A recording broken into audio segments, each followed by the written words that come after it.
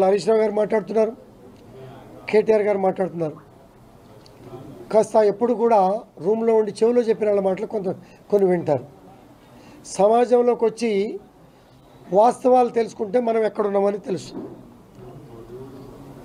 రేపు ఉండొచ్చు పోవచ్చు ఎవరైనా, కానీ ఉన్నంతకాలం మంచి చేసామా చెడు చేసామా అనేది కూడా ఇవాళ సమాజం చూస్తుంది.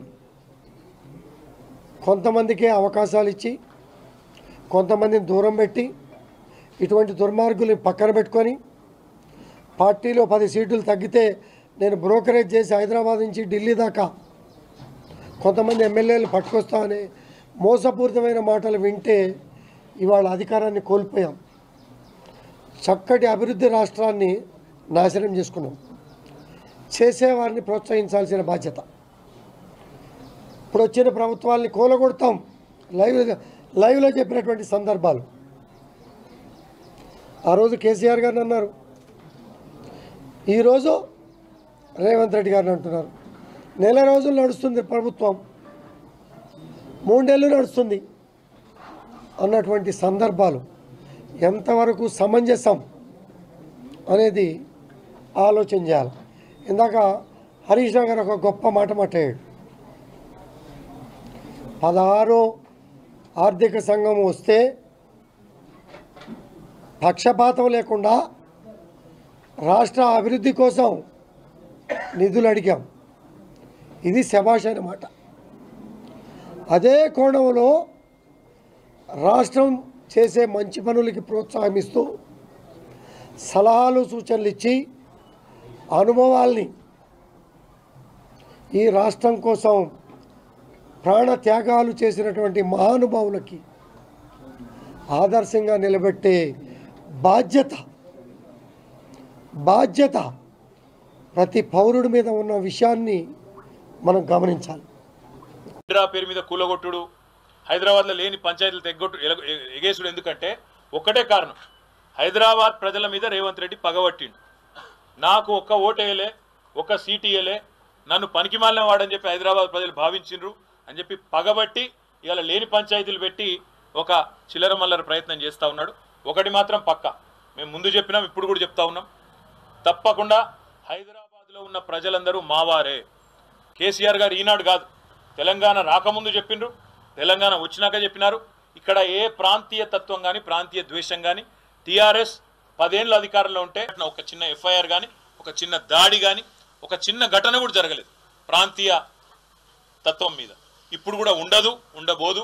తప్పకుండా మరి గాంధీ చేసిన వ్యాఖ్యలు కూడా ఒకసారి పరిశీలించాలని నేను కోరుతా ఉన్నా.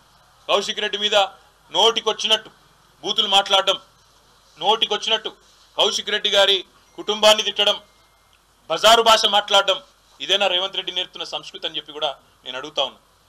తప్పకుండా మా పార్టీ పరంగా మాత్రం 100% ఈ ప్రభుత్వాన్ని మాత్రం వదిలిపెట్టాం. ప్రజలకు ఇచ్చిన హామీలు తప్పకుండా నెరవేర్చేదాకా ఎంబడబడతాం అనే మాట మళ్ళీ ఒకసారి చెప్తాం. గాంధీ స్టిల్ బీఆర్ఎస్ లోనే ఉన్నా అంటున్నాడు. నేను కావాలా కౌశిక్ రెడ్డి కావాలా తెలుసుకోమంటున్నాను. దీన్ని కామెడీ అంటారు.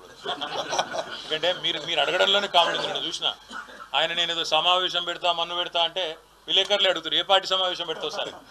ఇప్పుడు కొంతమంది ఎట్లయిపోయారంటే రాజకీయాల్లో కమెడియన్స్ కంటే ఎక్కువ హాస్యాన్ని పండిస్తూ ఉన్నారు.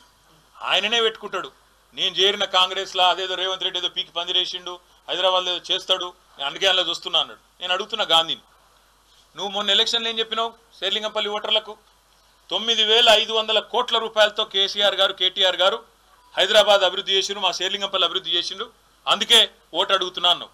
మరి నేను అడుగుతున్నా గాంధీని, నువ్వే కదా కాంగ్రెస్లో పోయినావు, 9,500 కోట్ల అభివృద్ధి మరి 9.5 ఏళ్ళలో జరిగితే అంతకంటే ₹1 ఎక్కువనే కావాలి కదా. మరి అభివృద్ధి నువ్వు నీ లెక్క ప్రకారం చేస్తావా, చేసి చూపెడతావా?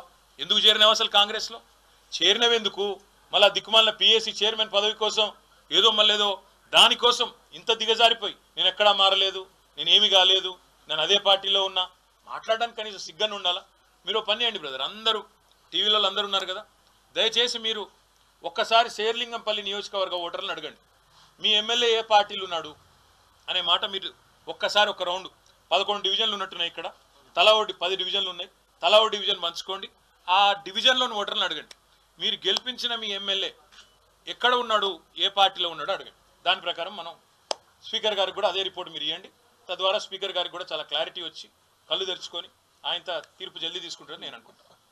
Thank you.